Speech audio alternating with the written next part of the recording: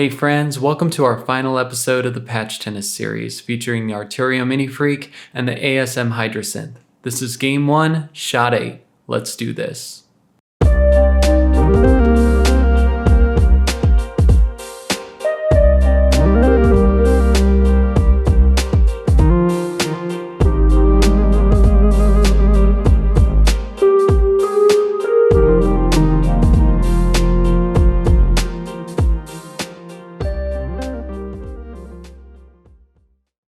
So in this final episode, I thought it best to share my thoughts on these two very capable and distinct instruments. Both myself and Daniel of YouTube channel Chalkwalk Music tried to create a non-competitive and somewhat playful way to explore patch design whether you own one of these instruments or translating this information to your own gear. One thing I've noticed is that there's certainly a range of limitation to both the Minifreak and the Hydrasynth. Watching Chalkwalk's workflow, as well as having access to both of these synths, I've noticed their utility is based heavily on how you, as a designer, interface with the machine. Preferences certainly come into play, as well as prior knowledge to basic synth functions.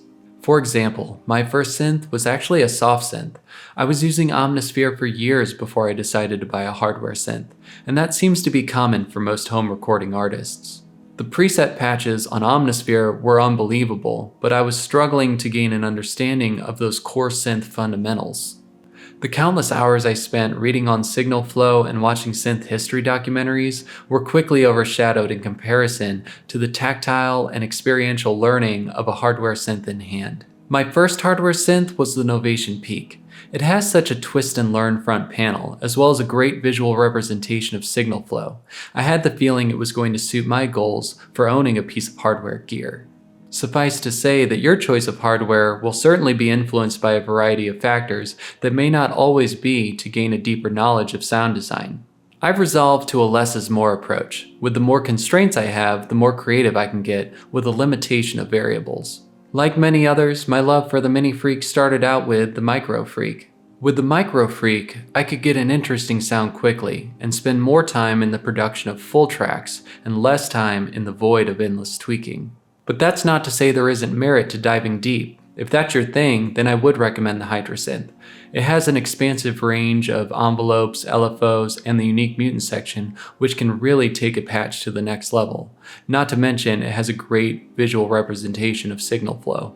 The Minifreak took the simplicity I already came to enjoy and expanded on it, with the second oscillator, LFO, the extended mod matrix and effects section, as well as the synchronized software Minifreak V. It became the synth I gravitate to first when prompted to sound design, and if I feel it's missing the mark, I'll reach for a different tool to achieve the end goal.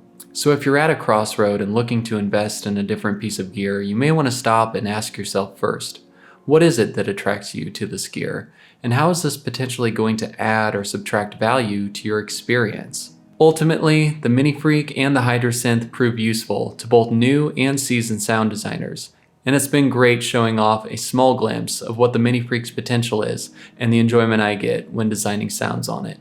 Now let's get into Chalkwalk's final return patch. It was made on the Hydrasynth and placed to a complimentary video. I'll be listening with the intent to create a response of my own on the Minifreak. Let's check it out.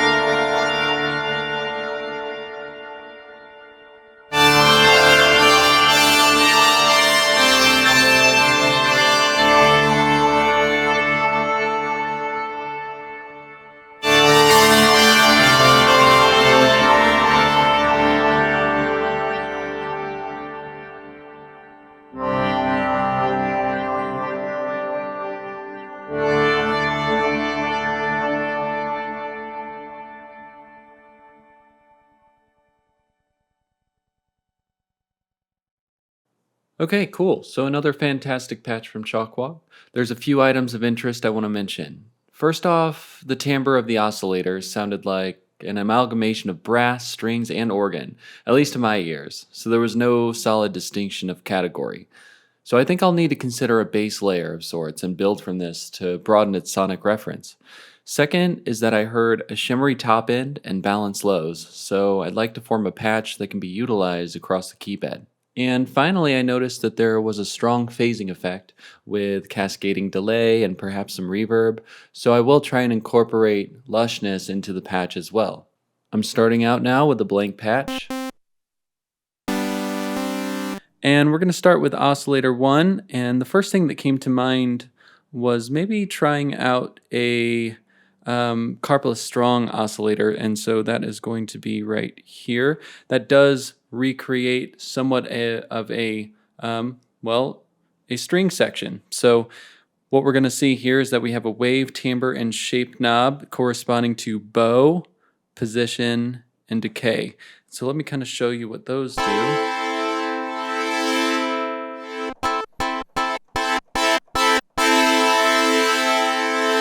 Certainly increasing that bowing effect that you would hear on a string instrument like a violin. We have the position.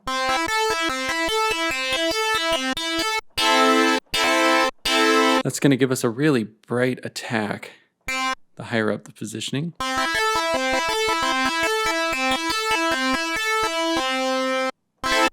That could be something that we modulate. And then the shape knob, which is the decay, which has an interesting relationship with the ADSR envelope and the release section there. So if I increase the decay here, you don't hear much decay. But if I increase the release knob, you will hear it, obviously.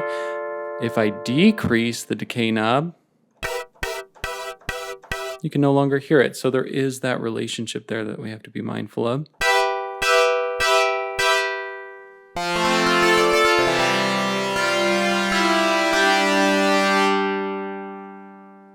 All right, so now let's go ahead and think about just quickly getting into the feel of the sound. And what I'd like to do is maybe try the second oscillator, being the phaser filter, and that'll give us a good phaser effect, and that will also free up the effect section, another slot on the effect section that we don't have to use a phaser for. So let's go into the oscillator type 2, second oscillator, and then we're going to look through the types until we get to phaser filter. Now, we have our level knob here, and it's all the way up. And it's one of those effects that you can't really hear it until you start to modulate the wave knob, which corresponds to the cutoff. So check this out.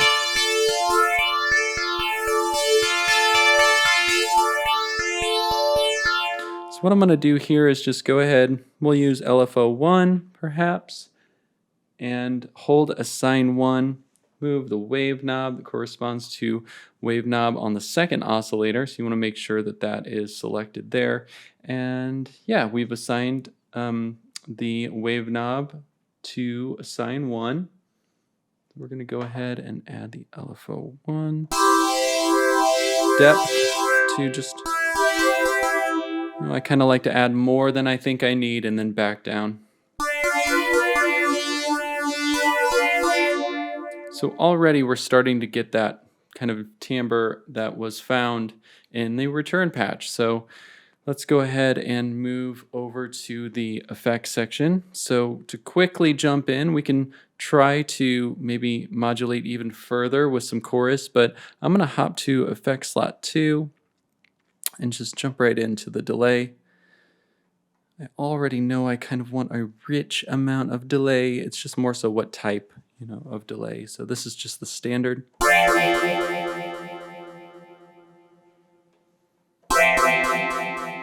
Actually going to turn this phaser amount down. And maybe I'll decrease the depth of LFO1.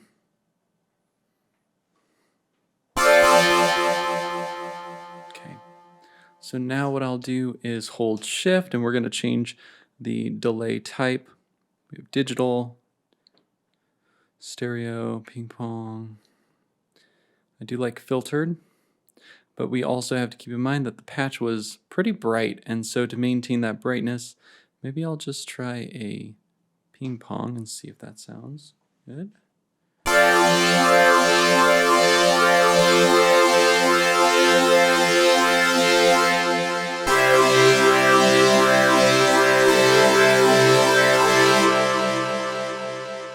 Not bad. I think we're getting somewhere there.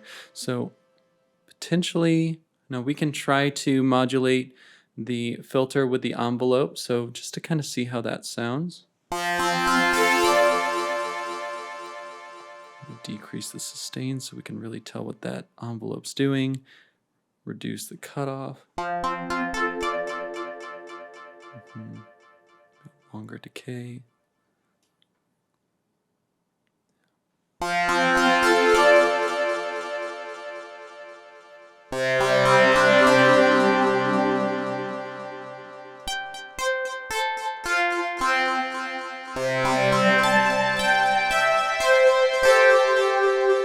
That's pretty cool as a lead line.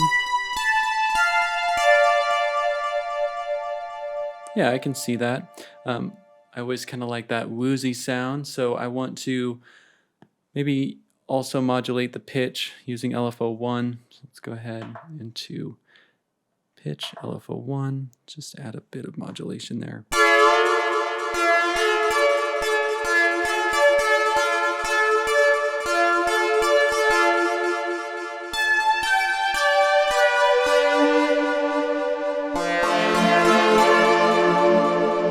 I think it works better as a lead line when you have that much pitch modulation, but you know what? World's your oyster.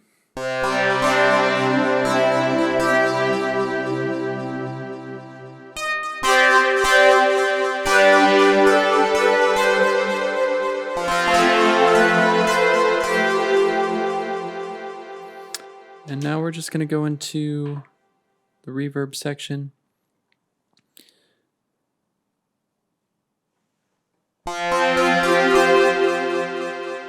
And this is just the standard reverb. I've said this before, but it sounds so good.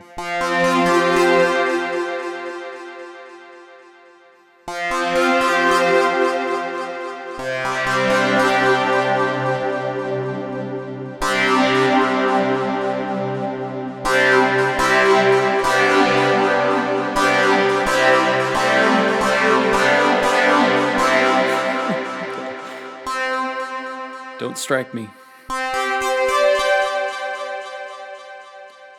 Yeah, I mean, I'm already satisfied. I'm not that hard to please. I think it's a cool patch. Hopefully it works well with the video. So let's go ahead and give that a try. One thing before I do that is just have a little bit of fun with the macros. So if I were to set the cutoff to 0 here, and then I hold Shift and macros, and then I just go ahead and move the slider here, the touch strip. I also believe I have to move this cutoff knob. Okay, if I move it now to the maximum range, then it should be paired. So if I hold Shift and macros again, now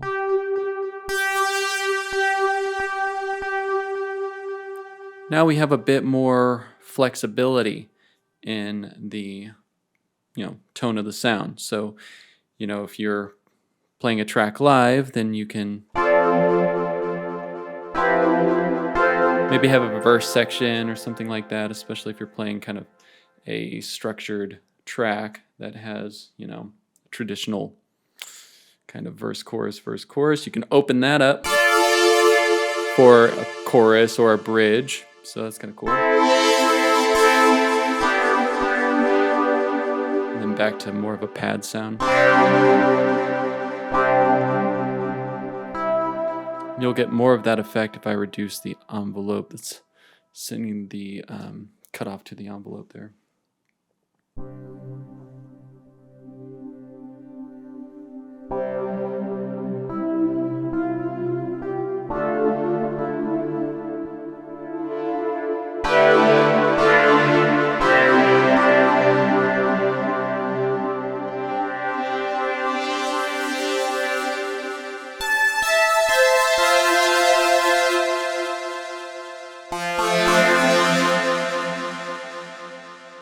Cool, and the last thing that you could do instead of using this macro touch strip, you can of course use a expression pedal, and that could be just another way to get that dynamic range and modulate the cutoff while you still have two hands free to be able to play whatever part you're playing for the song. So there is that as well. So let's go ahead and pair this to the video and see how it works.